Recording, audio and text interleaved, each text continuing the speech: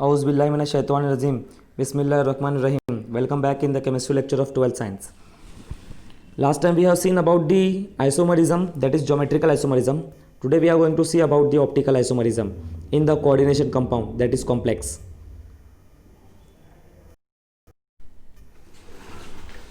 Optical isomerism, it is also said to be as an enantiomers. Optical isomerism is nothing but actually it is a play we have studied in the halogen derivative of alkane chapter. Whenever a plane polarized light pass through a solution or a compound which is in aqueous phase, the plane polarized light after passing through a compound, it changes the angle. It rotates toward right side or left side. When it is rotated toward right side, the optical activity is said to be as an dextro-rotatory molecule. Or if the plane polarized light passing through a solution of a compound, and when the plane polarized light rotates toward left side, it is said to be as an levorotatory molecule. Levorotatory molecule is also said to be as an L, small l, and dextro-rotatory molecule is symbolized as small d. And sometimes dextro-rotatory molecule is also symbolized as plus sign, and levorotatory molecule is also symbolized as minus sign. So we have two optical isomers, that is D or L, D and L. The same thing I have said, that optical isomers, and they are mirror image of each other, and they are having non-superimposable image. Non-superimposable image means what? If suppose you take your hand, you have 5 fingers in your hand, and you take the mirror image, and from the mirror image if you cut the image and put it in your previous hand, the thumb will be getting matched with the last finger, and the last finger will be getting matched with the thumb. That is said to be as a non-superimposable mirror image, and the molecule is said to be as an enantiomer. We will see the diagrammatic representation. A molecule or ion that exists as a pair of enantiomer is said to be as Bn optically active and is exhibiting optical active isomerism. Now see, now over here it is a left hand, this is left hand, this is right hand. Now if I remove this image and if I put it into over here, so it will not exactly thumb to thumb, it will not match. The last finger to thumb it will match, and the thumb will be matching with the last finger. You can see this image of the compound. Now if I remove this and if I put it over here, so first will be getting matched with the last, and the last will be getting matched with the first.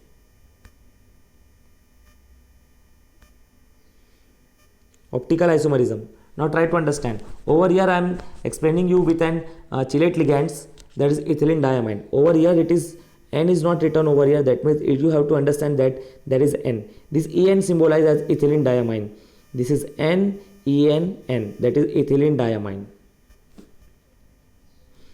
Now a very logical thinking you have to set in your mind, that how to write the dextro-rotatory compound. D, you know very well how to write the D. So in this way we can write this. This is D. So the D is formed, so we will say that this is dextro-rotatory molecule. And the mirror image, this D will be getting inverted in this way. So this is L compound, that is levorotatory molecule. Very simple. Central metal atom cobalt is 3 times. The IUPAC name will be tris ethylene diamine. It will be tris ethylene diamine cobalt ion.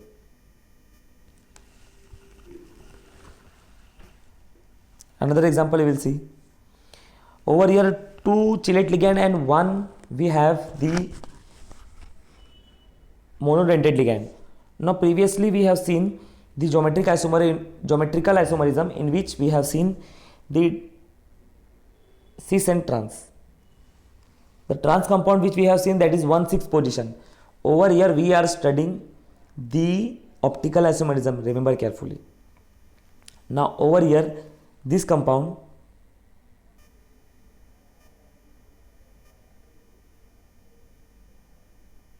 now remember carefully, by mistake over here it is written as a D.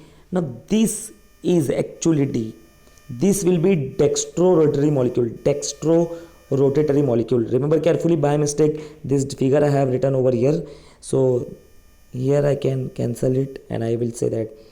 Now previously there was, in the previous diagram you can see that here there was no monodentate ligand. There was no monodentate ligand. See in this diagram, no monodentate ligand. That is why D was a standing position. D was in the standing position. So over here the D will be as a, we can say, sleeping position. Now this is actually this one. This D is said to be as dextro, and the mirror image, this one is levo. Remember carefully. Optical isomerism does not shown by optical isomerism. At least you should have the ethylene diamine 2. Ethylene diamine you should have, because the formation of D will takes place. This compound will also shows, this will also, and this will also. Okay. Now over here we will have this cis and trans condition. So out of which one option will be there which will be not showing to you deconfigured, because in trans what will happen, you know, this chlorine will be on the 1,6 position. If it is at 1,6 position, the D will not form. See, we'll go back and see.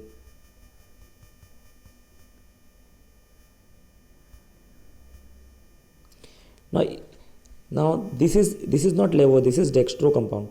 Now what I was saying, that if suppose this 1 and 6 position, this 1 and 6 position, if suppose the chlorine is on the top, another chlorine is at the bottom, so the D will not form. If the D will not form, the molecule will be in this way. Just have a look, in this way, ethylene diamine, from here ethylene diamine. So in this way. So that is why the trans compound which is at 1,6 position, that will not shown, optical isomerism will not shown by this compound trans.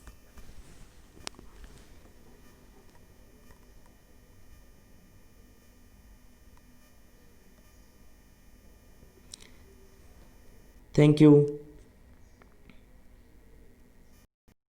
Next time we will see about the stability of the complex, coordination compound. It is very important to know about the stability of the coordination compound.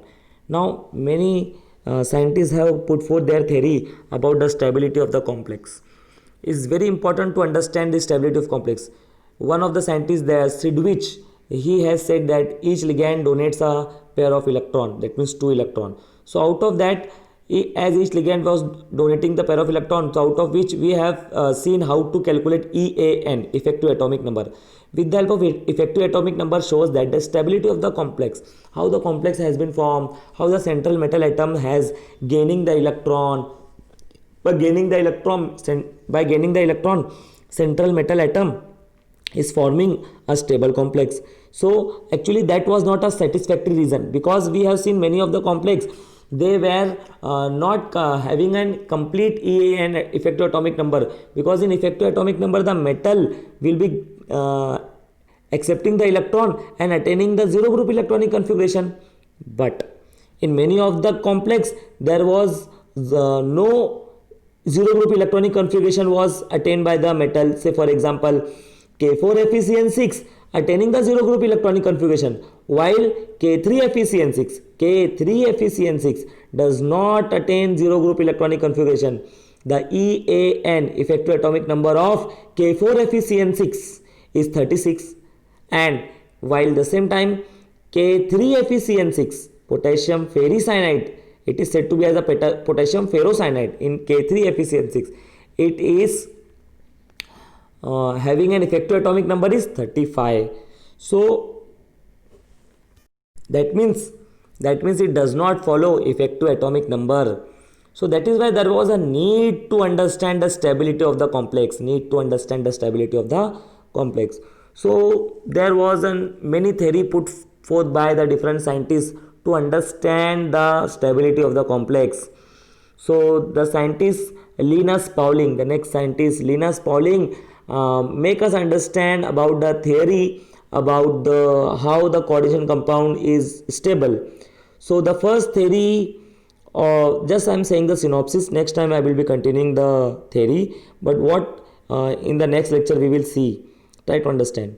In the next lecture we will see about the stability of the complex is shown by the Linus Pauling, that is valence bond theory, VBT, valence bond theory. This valence bond theory is a non-evaluation part we have to study compulsory, and the compulsory question will be asking in the exam. There is a more chances of asking the exam in the exam. That is valence bond theory. Valence bond theory means what? There is an overlapping of the empty orbital. There is an overlapping of the empty orbital of the central metal atom with the ligand. So it is said to be as a valence bond theory. So ultimately the valence bond theory was failed, but we have to study what valence bond theory is explaining to us. And later on that there was a many drawback with respect to the stability of the atom. That is why valence bond theory was also failed. In all, there was a 4 theory, out of which in our 12th standard syllabus there is 2 theory has been given, first and second. First one is valence bond theory, that is VBT, and the second theory is CFT, crystal field theory. The crystal field theory is from the non-evolution part in our 12th standard syllabus. So of course ultimately we don't have to study. And the rest 2 theory, that is third and fourth one, which is not there in the 12th standard syllabus, directly we have to study this theory in the graduation. So that is FY, SY and TY. The third and fourth theory was LFT, that is ligand field theory. Again CFT was having problem, that is second theory was having problem, so that is why theory was failed. And the third theory was LFT, ligand field theory, was also failed because of certain drawback. The last theory, fourth theory for the stability of the complex, was successfully explaining the stability, that is MOT, molecular orbital theory. So this 4 theory has been given to explain the stability of the complex, but in our syllabus there is only 2 theory, that is first and second, valence bond theory and CFT, out of which we have to study only valence bond theory. And at the end we have to study the application of coordination compound. Very, very, very important from exam point of view. 99% they ask the application of coordination compound. So next time we will see the theory for the stability of the complex. Thank you.